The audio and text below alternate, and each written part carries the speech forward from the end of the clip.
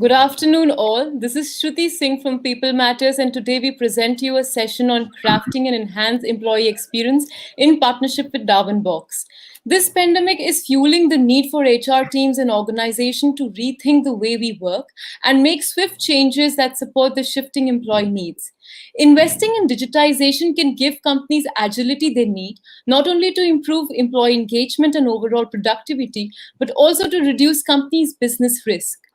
Ujjivan, a small finance bank, was on a mission to deliver a superior experience to its 17,000 plus employees, and they did it so by leading their digital HR transformation successfully in 100% remote mode.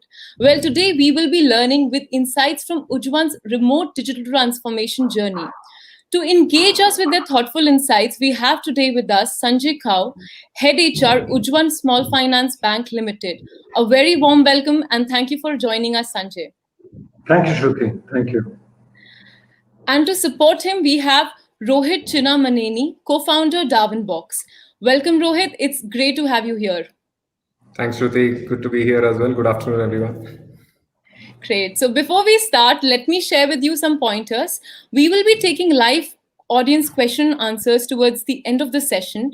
Please feel free to share your questions for Sanjay and Rohit anytime during the session in the comment section on the right side of your screen. We'll try to respond to as many questions as time allows us. Also, we have plugged in audience poll round during the session, so stay tuned on the screen. Without delaying further, handing over to you, Rohit, to take over. Absolutely. Yeah. I'll just share my screen while I introduce me and Sanjay. Just let me know when you're ready, when you can see it. Sure.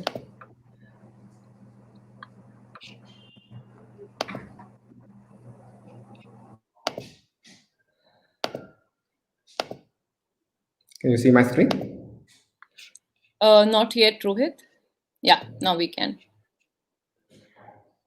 Perfect. Good afternoon, all. I think this is quite an exciting topic for all of us at Darwin Box to talk about crafting an enhanced employee experience and some insights from our journey with Ujjivan in their whole remote digital transformation mode. Quick background, I'm one of the co-founders at Darwin Box. For folks who don't know Darwin Box, we are one of the fastest growing HCM technology platform in Asia. Our vision is to transform the interaction between workforce and technology. Today, we work with 400 plus global customers, 1 million plus end users across 55 plus countries. We've been recognized by industry experts for all the work we've done. Gartner calls us one of the most preferred HCM in the region, and CNBC and Express IT have called us out for our tech prowess and the tech companies that we need to watch out for. Backed by global investors like Sequoia and Lightspeed, supported us in our journey and in our growth across India and globally as well. A little bit of background on the product itself. We are an end-to-end HR technology platform. So right from workforce planning, which is the first stage of planning or budgeting, to the first experience for any candidate for an organization, which is the recruitment onboarding. And once you join the organization, the operational elements around time attendance, payroll, travel and expense management, and more strategic elements around talent management, rewards recognition, etc. At the center of it, something that we pride on is our core HR and workflows engine and the analytics engine, which basically powers all the other processes on top of it, and also is quite flexible to suit different kinds of organization needs. And we do work with a wide range of organizations across the world. So they come in all sizes based on sector, in terms of vintage. So we do work with clients in internet. We do have more than 15 unicorns on the platform, pharma, banking, manufacturing, healthcare, in all kinds of clients across the board we work with. And we've learned a lot from these clients and continue to grow as well on that front. I think this is something of a pride for us and something topical that we are talking about. We've been able to do 100 plus HR tech transformations during the lockdown period. It was new for us as well. We were in a complete client location mode when we started off or prior to the pandemic, and we had 100 plus implementations happen while in the pandemic. Some of the logos of clients who've gone live with Darwin Box during the pandemic are there, and it's been quite an experience. And today we are here to talk about one such experience, something that I have tremendously learned from, and somebody I respect a lot. today we're having a conversation with Mr. Sanjay Kao. He's the head HR of Ujjivan Small Finance Bank, and he'll be talking about crafting an enhanced employee experience from his remote digital transformation journey. Sanjay comes with immense experience in banking, worked across countries, worked across companies, started his career from Citibank, played multiple business roles in his journey, and now he's heading HR at Ujjivan. And that's a little bit of his background. For folks, I mean, all of you must be knowing Ujjivan, but a little bit of background on that. I think been called the great place to work 10 years in a row, and has been ranked 3 in this year. 17,000 employees and 575 branches across 24 states. A humongous task to manage all of these employee base and teams across regions in a normal time itself. And during COVID, you can understand what he must be going through. So I'm not envious at all. But maybe Sanjay, I'll start off by asking you what the secret sauce is, right? Yeah, so a little correction, Rohit, in my introduction. I started with my career with Lipton as a chaiwala, selling teas. And, different chaiwalas have taken different kinds of journeys. I, of course, stuck to the corporate world, and I landed up in Citibank later and did many business roles to land up in HR. So, I, of course, can't parry with all the chaiwalas, and particularly one chaiwala who runs our country.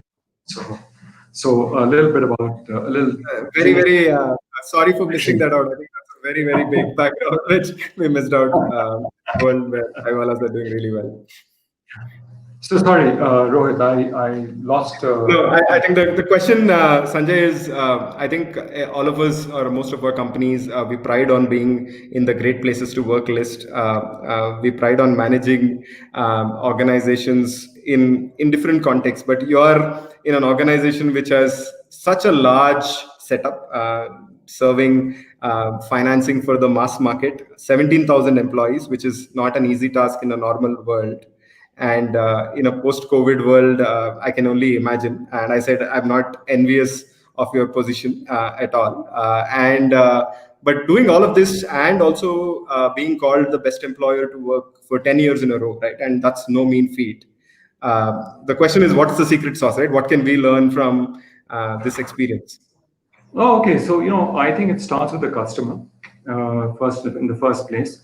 Look, we started a microfinance company, and as a microfinance company, we were dealing with people who were, and which we transitioned into a small finance bank, which is essentially it's a bank, but it's a bank for small finance, which is what when the whole small finance bank genre was introduced by Raghuram Rajan, we were one of the ones to get the license. But importantly, to your question, so we started as a microfinance company. We have 55 lakh, 5.5 million customers, 4.2 million women in that. Now, these are women who are from the middle or lower middle class. So, they are your sabzi wali or your housemaid or, a repair shop, running a repair shop, selling fruits, running a tailoring shop, etc. So when you're dealing with those customers, and those are customers who were typically rejected by most banks, while we were embracing them.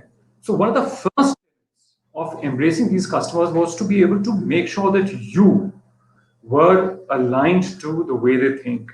And that comes out of building a respect for this customer. And building that respect is something that is part of our DNA in the company. That's the tenet that we live by.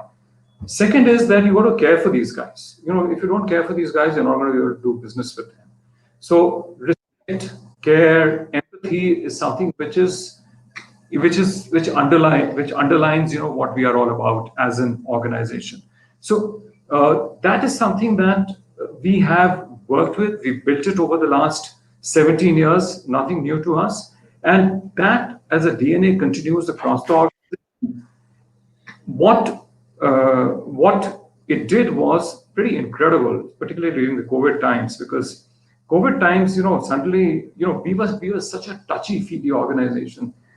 Every leader was out in the market, out in the branches, meeting people at least twice a week, 2 to 3 days a week, and at least 3 weeks a month. So we are an extremely touchy-feely company, and suddenly, everybody was behind doors, nobody was seeing each other. So we actually came up with a two-pronged strategy. The strategy was what we called Customer Connect and Employee Connect. So, in a space starting the day lockdown was announced, that very day, one of our business managers, he called me and he said, "Hey, shouldn't we get into Customer Connect where we tell all the employees that they should call customers on the phone? They all have their customer numbers." It's a fantastic idea. In 4 months' time, we got 80 lakh calls. 80 lakh. We contacted every customer 1.5 times. 17,000 employees, we made 80,000 calls. And so we were in touch with employees all the time. Never let them feel that, hey, we are not connected. And as and when cases came up of COVID, we made sure people just rallied around you. They didn't have to be told that, hey, go and speak to X and go and speak to Y. They just rallied around. Hey, this guy got COVID. They were there to help them, bring them food, say that, don't worry. We are here. We are like a family. We are here to help you. So, that is something which is ingrained. It didn't happen because of COVID. It just got exacerbated when COVID happened. So that's the company that we are about. I mean, that's how we operate, and that is the reason why we have been over the last 10 years. We are called now in the Great Place to Work parlance, because we've been at it 10 years in a row. Number 3 last year. In fact, we've now been in the top 50 amongst the Great Place for Women to Work. And we have about 19% of our workforce is women, and we of course we want to increase that number to a much larger extent, to a larger number, larger proportion. So that's what we are. So the secret sauce is really the interaction that we've had, the respect, the caring, the empathy that we carry for each other, and the camaraderie that we build as a result of that, which is what continued even in the COVID times. Wow. Quite inspiring, Sanjay. So I think, and in COVID times, I think the whole conversation around digital, right, as another additional element to all these parts, right? How can digital help caring? How can digital help communication? All of this has come up. Maybe, Shruti, we thought we'll have a few polls to ask our audience to understand where they are in terms of their digital journey. And maybe if you can pull up the polls, it'd be great to see, understand what kind of audience we have, where are they in their journey, so that we can set the agenda similar. So for everyone on the call, you can just log into menti.com, use this code. There are 2 questions that will come up. If you can quickly answer, it'll give us a pulse check of what's the mix in the audience, and we'll take the conversation based on that. So while we're waiting for that, let me speak a little bit about that. The digital journey was something that we undertook for our employees, and so it again, obviously, we had to do. There were people who were sitting at home while they were running. There were actually customers who could call, and there was spare time available. So we said this is a training. So we actually undertook. We had small modules, short modules that we had already created, because we realized in the digital journey, if you create longish modules, people lose interest very quickly. So we had created these short modules, if you may, and we had 96% participation. Unbelievable. 96% of our employees were accessing training and actually going through it. And that was a huge, so to say, booster for us, because we were going into a digital journey with Darwinbox. It was a massive booster, because one of our biggest concerns is that when we are going to put in a whole bunch of functionalities, are the functionalities going to be used? And given that our distribution, 33% urban, 33% semi-urban, and 33% rural. Now, typically the understanding is that, hey, the rural areas or in the semi-urban areas, are they savvy or not savvy enough? Man, they're all savvy. They, give them a phone and they start working through it. They know exactly, to do, what to do, how to do, etc. And we'll talk about it as we go. Sorry, I mean, I can go on and on. No, absolutely. I think it's interesting to see the results as well. So in terms of stage of digital transformation, we see that a lot of them are undergoing change, which is quite encouraging, because I think the two parts of learnings from this pandemic is at scale, digital helps a lot in terms of achieving a lot of the organization objective. And second, this can be done. I think that's what we are here to talk about in terms of digital transformation. I think while it's a large project, it's a huge process or a project to embark on. It can be achieved from a remote context is what we want to talk about. But great to see the audience echo that. We also have the second question in the poll. If you can bring that up, everyone, I think Akanksha, if you can bring that up. The second question in the poll was to do with what objectives you had while you were thinking about digital transformation. And maybe Sanjay, you want to talk about what are those 2-3 metrics or 4-5 metrics that you wanted to move when you said we want to embark on this digital transformation journey. What are the big objectives that you wanted to change? So why did we want to embark on this digital journey was important to note. Most importantly, when we, sometime last year, when we decided to undertake this digital journey, is prior to that, not just prior to that, but a lot prior to that, we had said that we must get into a digital journey with our customers as well. Okay. When you're getting into a digital journey with your customers, it's not just the front-ended aspect of it. It is the front, middle, and the back end, which you have to digitalize. Now, doing that, it doesn't make sense that what you serve to your employees is not in line with what you're going to serve to your customers. And as an HR person, and having come from a business role, for me, in a business role, customer was first. So my employee is my customer. So the employee has to come first. And if the customer can get a digital journey, why not the employee? So that's how we embarked on this whole thing, saying that if we are going to go through a digital journey with our customers, we've got to do the same thing with the employees. The employees have to get the same experience that the customers get. So that was point number one. Number two, we said that, look, you can't be living in archaic times. This is, you got to walk out of the Jurassic Park and, walk into, whatever, Transformers avatar, or whichever is the right metaphor for it. And to a situation where you can create an important tool by which customers or employees can easily navigate. Yeah, navigation was important, and navigation cannot happen necessarily on a physical environment. Navigation is now synchronous with digital. So that was the other reason why we wanted to get into this. And I think thirdly, it was also the kind of experience that we wanted to give to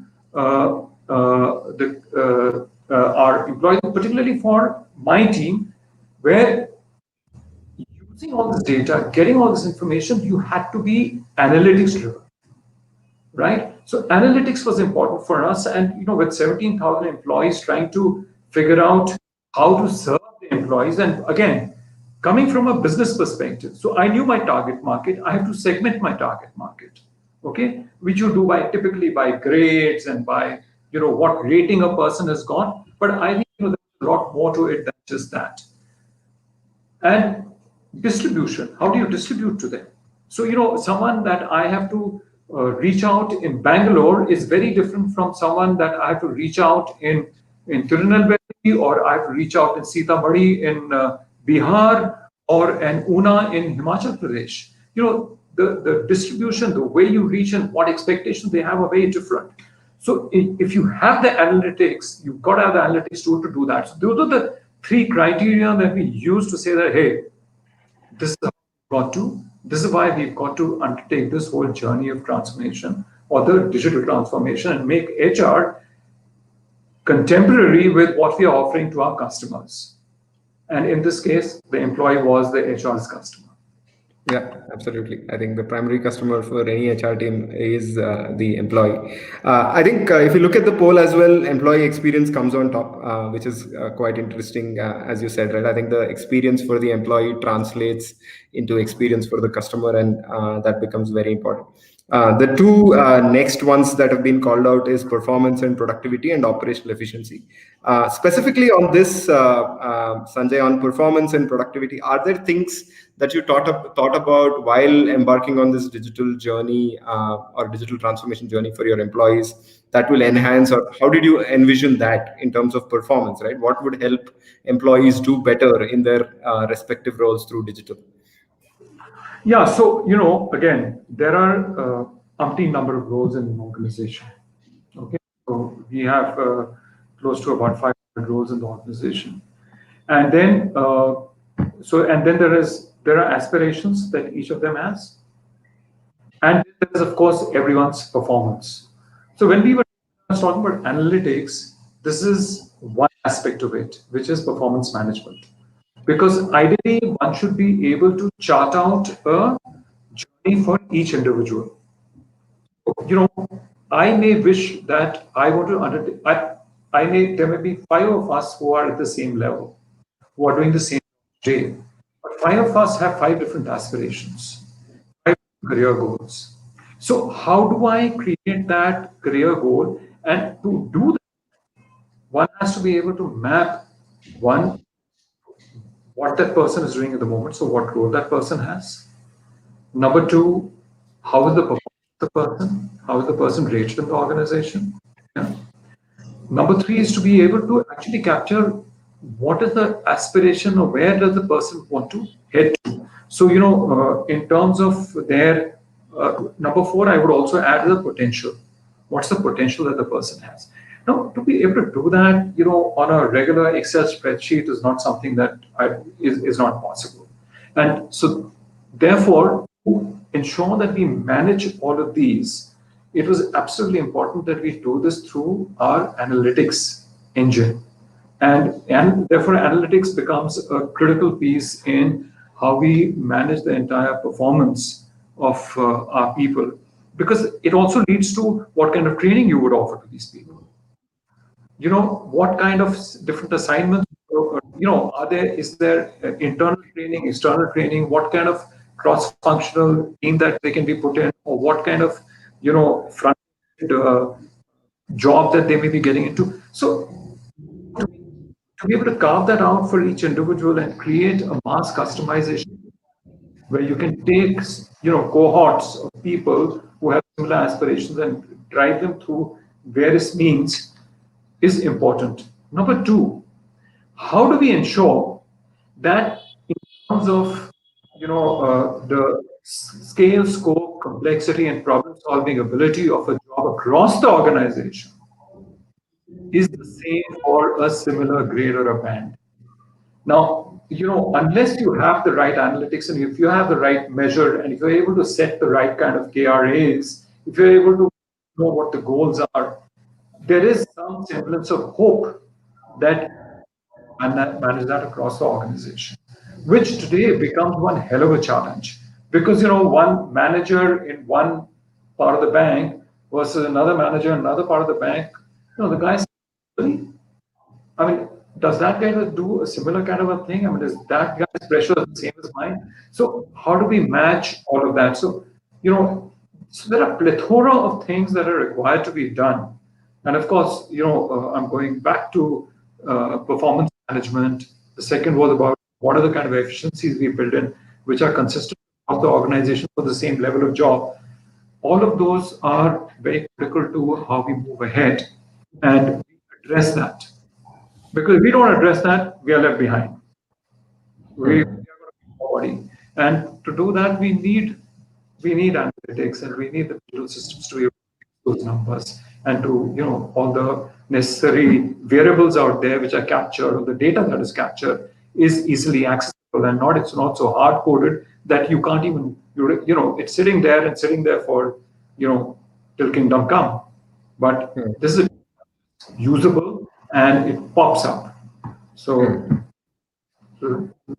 long answer to No, a short I question. took away. I took away mass customization. I used to love that word in B school. I thought it was like a utopia in a way, in certain ways, right? But it's great that you brought it out. But I think in terms of your journey from what you want out of what you have a vision for your HR team, and then for your digital transformation, and then translating that to execution, right? And the first step of it is, of course, there are these so many objectives I have for what I want to achieve, and then there are so many systems, right, or providers that are there out there, right? And matching that is a big task in itself, right? Before even we embark on a journey to execute. That's How did true. that happen, right? Like, what were your criteria? How did you go about that process? Okay, so I laid out the criteria as to why we went through this journey. Of course, the employee first objective, or call it a mission, saying that our objective or the mission of the bank is to be the best mass market bank in the country, serving the middle and the lower middle class, and therefore building the employees at a level where they seek the values of the company or the value of the organization and translate that, which is, again, like I said, respect, integrity, caring, empathy. Very importantly, accountability. Accountability is key. Result orientation, therefore, is very important. Now, so those are values. So when we were looking at this, so we looked at fine, how easy is it to. So when we were looking at how do we pick the right system for this? Because the market is full of various kinds of systems. We had been working with one system which we were not happy with, and therefore that's why we embarked on this journey to look for the whole digital system, digital transformation. So how easy will it be for the customers to navigate? The navigation through the system should be intuitive as much as possible. Okay, that was absolutely key. The next thing was to ensure that the modules, that are developed, they are relevant to the requirement of the users. Okay, it's not that we get something and that's it. You don't want to work with a provider who to be rigid about or in so much in love with their whatever they've developed. And I don't blame you guys. You developed it from scratch, and you better be in love with what you've developed, but not so much in love that you can't ensure that it grows in different ways. So and that it is relevant for our customers because every organization has a different requirement. The employees are different from, because of the culture and the values that you have are different from another organization. So therefore, the way you navigate, the way you certain things have to be relevant to the requirements of the user. Third, like I said, was analytics was absolutely key. That the system should be capable to drive analytics and be analytics friendly, so to say. And lastly, what I'm saying in front of you, and you better smile, is because we were looking at how much skin in the game the founders have. Because it was important that we understood the psyche of the founders to the best possible extent. It's not always you can make mistakes, and I hope you've not made a mistake this time. Just kidding. At least I hope you would say that on a public forum at least. I'm just kidding. So, it's important to see, and, clearly when we went into it, we looked at these 4 criteria, and this was not a decision made by some 2 or 3 people. We actually got, and I don't know, Rohit, if you remember, we had some 20, 25 people evaluating you guys because we had people from across the organization, from different levels, looking at what each of our likely partners, potential partners had to offer, and how easy was on the 3 counts. And there were different criteria as well. I mean, that was a bunch of, I think, 8, 9 criteria that we used, but the 3 most important ones is what I'm talking about. And that is how the evaluation was done. And which is when we came up with picking Darwinbox as our partner. Now, that now in hindsight looks the easy part. The next part is the whole, implementation. Oh boy, that requires, I think, 100x more work than the choosing of the partner. And that you have to be able to get into the nitty gritty very fine right from day one. Because, and for a person who was coming in from a business and had very little idea about HR when we got into this, and I was myself learning HR, so this whole implementation has been a great learning experience for me. I'd always start from the other side, and now I was on this side of the table. Making implementation, ensuring that we get into every aspect with a fine tooth comb and detail out every little step. Boy, because the kind of hurdles and obstacles that you can meet is incredible. And the hurdles and obstacles, I must confess, are both internal and external. And both internal with us and with you as a partner, because there are a lot of things that you are navigating which are first time for you, saying, hey, but we never had this in our system. So what you're asking us to do is not something we've done before. Now, similarly, when we are encountering Darwin-Bock, there are certain things that we were encountering which was never done before. And, there had to be a meeting point, and some things came through easily. Some things we went at each other, and we were quite tough on each other, which is okay, which is part of the entire partnership. And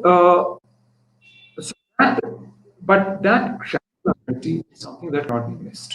And you've got to be at it day to day. So we had a Spock, a point of contact who was off with a Darwin-Bock, who was kind of trying to navigate through so many relationships internally. We over time we realized that even internally you had to have a Spock for every department that you were looking at. Then there was another animal which was called integrations, because we were dealing with so many different pieces. So and the jigsaw puzzle suddenly, over time looks much larger than it actually is larger than it actually was initially, and it just. So one of the big learnings was that you've got to be able to navigate that jigsaw puzzle. The earlier you navigate it, the better it is. Don't miss a thing. Don't assume a thing. And ensure that whatever you're doing, partner and you've got to be on the same page. Whatever development happened at the partner end, partners got to keep you updated, which is what we did. And whatever developments happening at our end, we've got to keep the partner updated. Otherwise, there will be a stage where things will start diverging. And every weekly steering committee calls, or we called it something else, sorry, but governance call, yeah. So the governance calls were very, very important, so that we were converging and not diverging. So divergence happens very easily because there are a few people who will come up and say that, hey, it's got to be done that way. And then from the partner end, there's another person out there saying, no, we can't do it that way. So there's got to be a meeting point. These governance calls are very important to ensure that the meeting point happens. And there are, and particularly because Darwin-Bock was facing a bank for the first time, there are lots of regulations. There are immense amount of compliance and regulatory stuff which was coming in as well, which was fresh to Darwin-Bock, and they had to go through some of those challenges to make sure that meeting the requirements of our regulatory compliance, control, the entire governance, so to say. So I think one thing, Sanjay, I wanted to pick on 2-3 things that you called upon, and then I just want to spend a little more time on each of them, because I think remote implementations, all of these are elements which are necessary in every implementation, right? So the detailing that you talked about, stakeholder management, governance, right? Alignment of requirements or alignment of objectives from both the partner and the team. So multiple of these, right? But I think what would be helpful for the audience to understand, again, and some of this is hindsight bias and some of this is you planned for, right, is you took the decision to embark on a digital transformation, and then the lockdown happened, right? So there was a certain mode of working, and then you had to switch. What were the things that you thought about then, and what are the learnings? And you called out one, two learnings in terms of stakeholder management and detailing. But in terms of your decisions, when you moved to remote, what were those? So stakeholder management and granularity and all of that would have happened either way. But you're absolutely, I mean, suddenly one day life was hunky dory, and the next day, boom, everything so to say came to a standstill. And then we had this whole implementation to be done and gone through. So, it was, we initially, very foolishly, we thought that, I don't think this is going to last for too long. So it's only 3 weeks and we will come back and, we'll do our physical integration. Everybody will travel to Bangalore and work through it. And then we realized that, hey, this is not looking like 3 weeks. This is looking more like, at that time it seemed like this is going to go on forever for, the next 3 years. Make a very quick decision. The decision were of twofold. One, that we will do it remote. And number two, we will do it remote, but from the home. It's not that you can even come to the office. So there was, remote was ensuring that people had the necessary equipment, devices, etc., to be able to work from home. Not just that, they also had to navigate data. So how do you create a setup at the office in a way by which data can be navigated and pulled to home? Because people don't have the necessary bandwidth to pull in the data that you have when you're working from your. So we had to take those kind of decisions to see how we're going to do this. And frankly, for 3 weeks we came to a complete standstill because nobody could go into the office. And then we figured out that we understood that there are certain setups that we had to create, which we did by people going into the office, creating a setup, and through which data could be downloaded in the office, and then you would use a mirror system in the office to navigate from your home. That was one. Then there was an entire thing about this whole video facility, video conferencing, because when the tests were going on, the tests had to be ensured that they were in sync across the 4 regions that we were operating in. So we were in Calcutta, Noida, and Delhi, in Pune, and in Bangalore, and so all of these guys had to be in sync with whatever the data was happening, not happening, and of course you had bandwidth issues and challenges of that kind that we did. But I think the team quickly managed to come to the fact that this is life and this is how things have to operate, and that data and everything is now digital, so paper. So whether you have to access your document management system, whether you have to access your internal your core banking system or your HRMS, etc., all that had to happen remotely, and there's no reliance of sitting in the office and being able to go into the system. I mean, you had to behave like you were in office from home.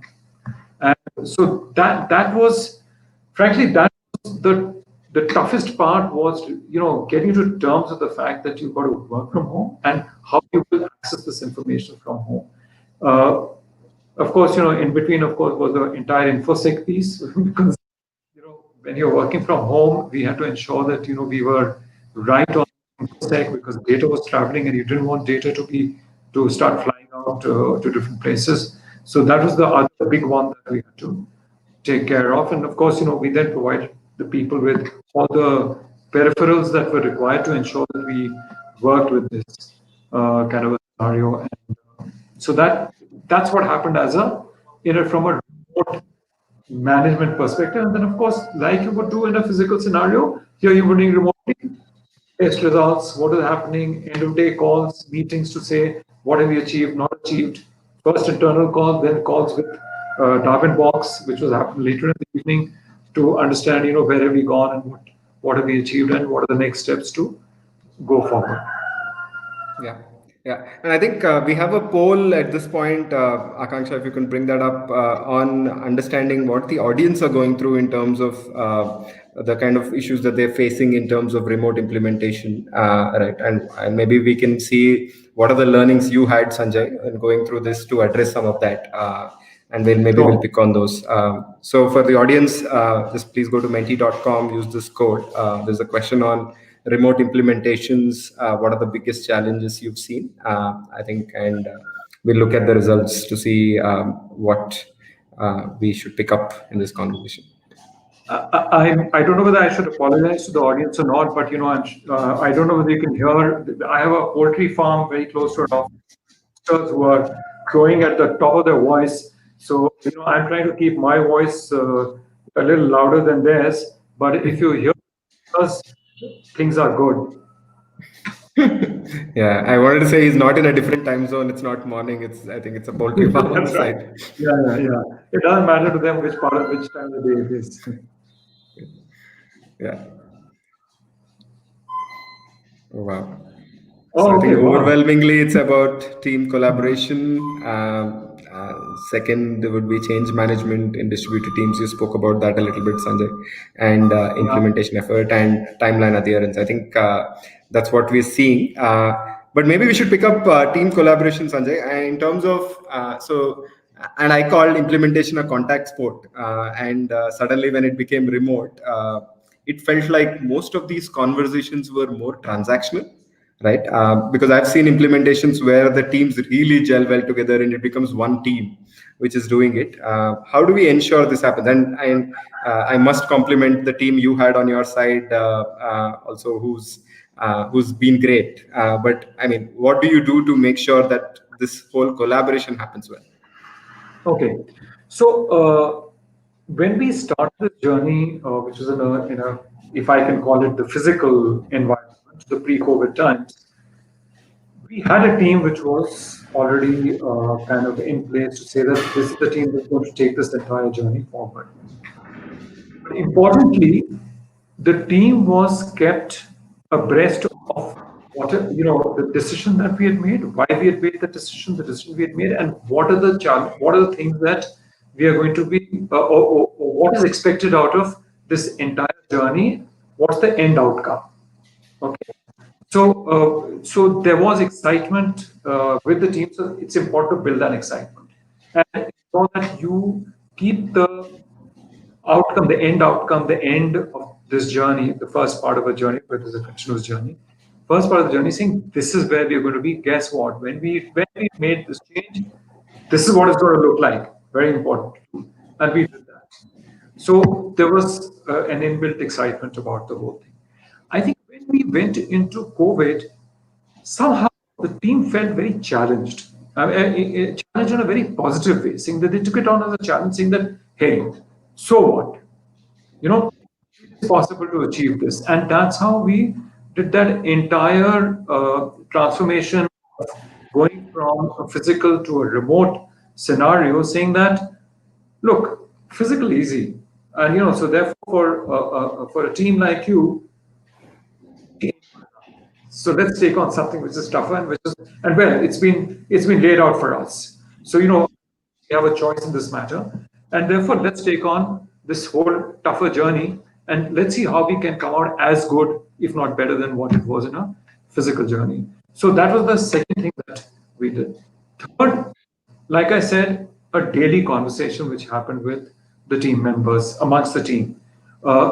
End of day, a team update on what's going on, what kind of progress we've made, and what are the next steps to be done. We got a lot of interesting ideas from the team that was operating and doing this, and so therefore our ability to listen is very key, because one of the challenges in this whole remote environment is, gosh, I'm sitting in Pune or I'm sitting in Kolkata, and here are these guys, on this sort of Bangalore. Do they really understand, what I'm facing and what I'm going through and what I've achieved? So, and are they really keen on the kind of input that I want to give? And so it's very important that you listen and you translate it back saying that whether it is good or not good. If it's not good, tell them that it's not good. If it is good, tell them that, hey, it's good and this is how we're going to use it. So the team, that ensuring the team is constantly involved is very important, is an important aspect of how we went about this. So so it was these three or four things that we managed when we went through the entire organizational change. Also, what we did was we got leaders within HR to speak to these teams from time to time and to meet with them. Like I said, because there were different parts of this entire transformation. It's not one, saying that we have one box and the box is there. The box has many, many boxes, and so therefore those many, many boxes, instead of having one person manage this entire piece, have different leaders. So there was ownership because there were different leaders to this entire transformation. Each went involved and felt that they had to deliver against whatever task that they were given, and the leaders knew that when they deliver, what is the outcome that will lead to. So it's not that I've delivered this and my job is okay. No, when you've delivered this is what it's going to lead to is extremely important too, and that's the other thing that we did. So constant conversation, ensuring that they are aware of what progress is being made, where are they landing as part of the journey.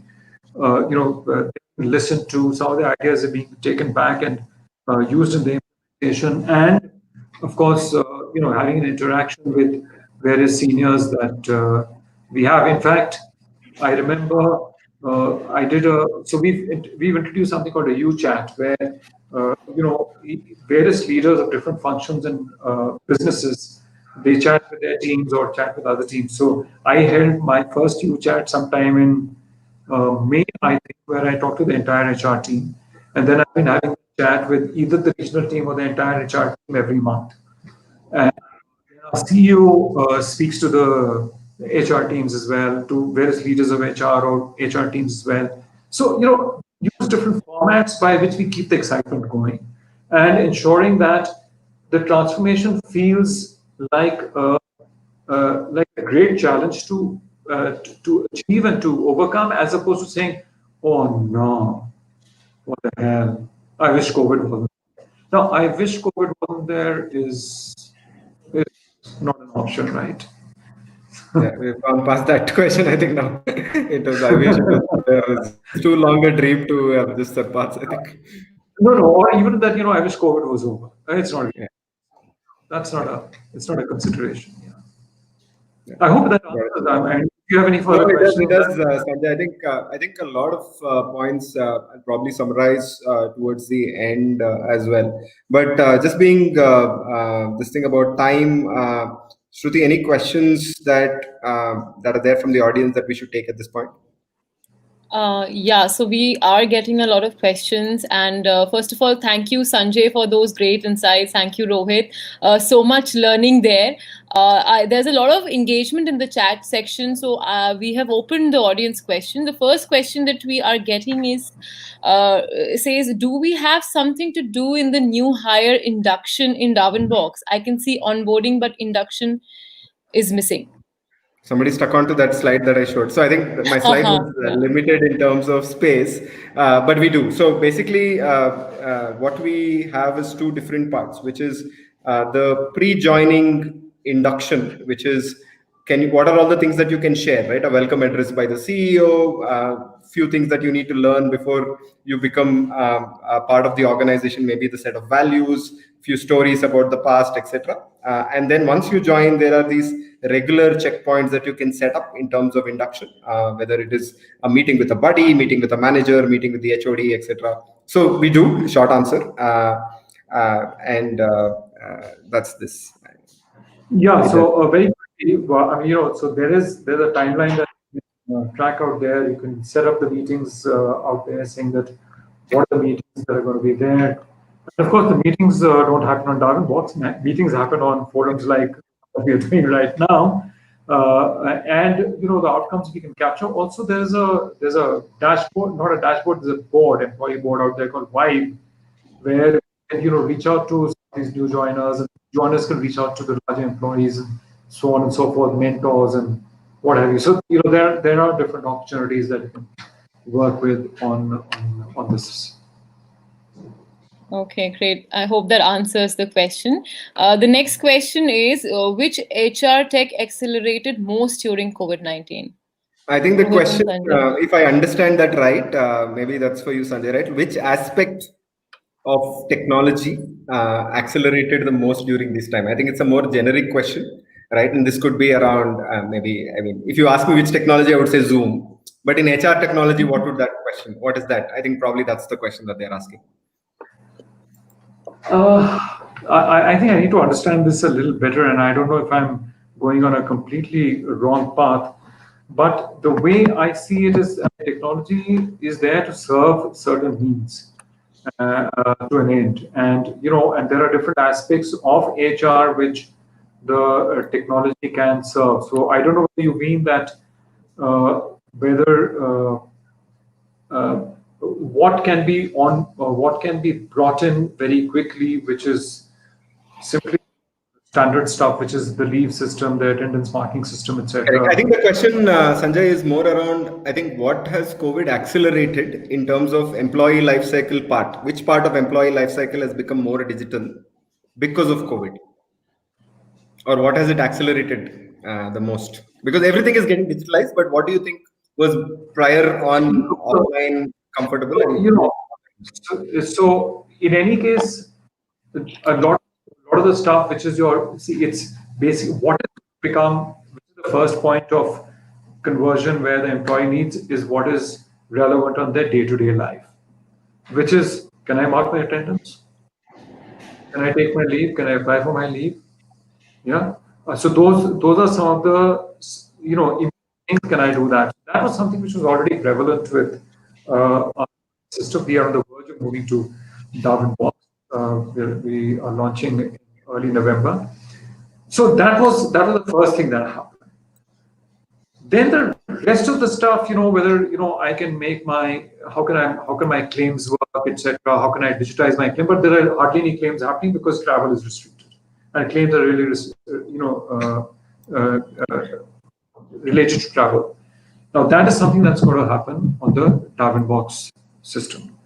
Then there is anything to do with I have certain queries, etc. But queries are something that there's a help desk arena which people ask questions on. It's going to be much easier with Darwin Box as we go into it. So it is your day-to-day hygiene stuff which is what is important, which is what everybody moves to, which is the first piece of comfort that people look at.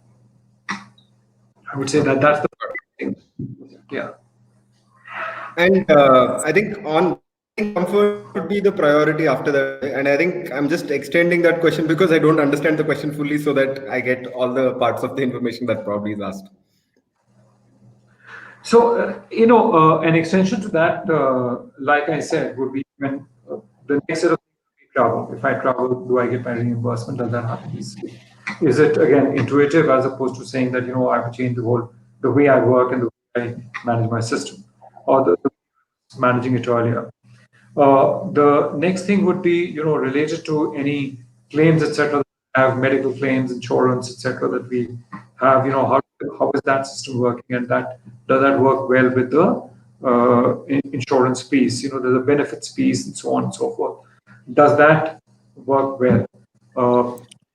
And then finally would be the more evolved aspect of which is really the back end aspect of it as opposed to the front ended employee aspect. Some of the new things which people I'm sure will take on easily, which is your Facebook like feature, if I can call it that, which is the wall that you have, the employee wall which you have where employees can get on with it. Sorry, the help desk. Help desk is again another feature that people will be able to kind of much easier, much faster because they'll be able to navigate that on their mobile and on their devices. That and finally the integrations that will happen with at the back, which will be again your recruitment management and all of that. Again, onboarding is something that will happen up front, but how do you manage the recruitment, and how do you tie in with different recruitment vendors to bring in your CVs and so on, with auto-populate your CVs, all that. That's at the back. Those will be the next steps that we're looking at, which we are looking at. Got it. Yeah. So I think probably we have time for one more, Sanjay, and somebody's asked you the question on, I think, I don't know if it's limited to technology or beyond also. What are the top 3 key takeaways from this time that we've gone through in terms of the new situation? And do you think next year will be any different in terms of new work style, etc.? Well, I think first of all, I don't think we should be looking at a new work style. I mean, it can't be a constantly changing work style. It has to be, one has to get used to this work style, and different companies are adapting to it different ways. So whether it's work from home entirely, or partly work from home, or entirely work from office, that's dependent on your company. But you have to be able to do that. Now, this is from a very HR perspective. Secondly, and I'm not giving a technology spin to this. Secondly, as being sensitive about who needs to work from home and who doesn't. Also, supervisors becoming sensitive to the fact that people work from home, have challenges. I've seen challenges where I thought that this guy would be very happy working from home, and he says, no, I live in a bachelor pad. I don't like working. For me, coming to office is a social occasion. I want to come to office. I don't want to work from home, and I don't have the wherewithal to be able to set up stuff out there and have noiseless kind of a situation. Or this lady who's got a 9-year-old kid and who's got her in-laws at home, who comes, she says, no, I don't want to work from home, because working from home is a crazy situation. I'm expected to do my home related stuff while I'm working. So when I come to office, I'm fully focused on what I'm going to do. Now, and then you get into calls like this. I have a rooster crowing, which you're hearing, but there are babies crying, and there are videos, and the videos you see people kind of floating around. You've got to be sensitive about that. That's all right. That's the new normal. And you cannot say that, hey, I'm sorry, it has to be a spick and span kind of environment. Sorry, people live in different kinds of places, and everybody needs to be sensitive about that. That is, for me, that's a hugely important takeaway. And third is that connect. It's very important to connect with people. It's very important to be able there, which is why, just to tell you, in case you're not doing it, please do it. If in the bank, right from week 2, we start something called a virtual branch visit, because as a company, and like I said, we were a very touchy-feely company. It was very important that we connected with our people. So every day, 5 to 6 p.m., including today, we visit a branch. Now we visit 3 branches together, because my objective is to be able to visit every branch by the end of the year. We have 575 branches, and that visit the CEO does. So CEO, senior team, and 3 branches, we get together, we visit every branch, we listen to each of them. It's met with fabulous feedback, because people say that, hey, the CEO listens to us. Not just that, what we said is, if something's got to be done, and if a leader is committed to that, it is made note of, and if it is not delivered on time, that branch manager or that salesperson, the branch, can write to the CEO saying that this is not delivered. So the pressure is on the leaders to make sure that we deliver for everybody out there. So connect, sensitivity, and ensuring that you are talking to the people all the time. Very important. And you can't do this without technology. Absolutely. And maybe the last question is, where you probably bring us back to practicality, is what are the things that can still not be solved with technology?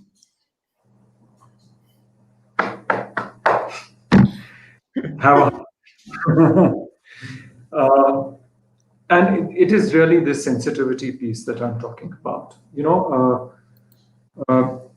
People laugh about it, and I go out and I talk about it. One is sensitivity towards your people. So, when you walk around the organization, there are people, I'm not wearing a mask right now, but my door is shut. But the moment I go out, I wear a mask. So, sensitivity around that, it's not just protecting yourself, but protecting others also, which is important. So, all the hygiene factors related to COVID. Secondly, is sensitivity to your employees in a remote environment. Not everybody has the wherewithal that you will have. And so, respect that and don't be wedded to the fact that it's got to be like the office. It's not like the office. Home is different. Yeah. Respect the people that you have there, because they are all trying to do a damn good job. Even that lady in the house who's managing her kid, who's managing her in-laws, is trying to do a good job, and it's bloody tough to do that when you're sitting at home than to be sitting in office. So respect stuff like that. And I'm taking this example not just because it's a good one to talk about, but that's reality. And it happens with young men also.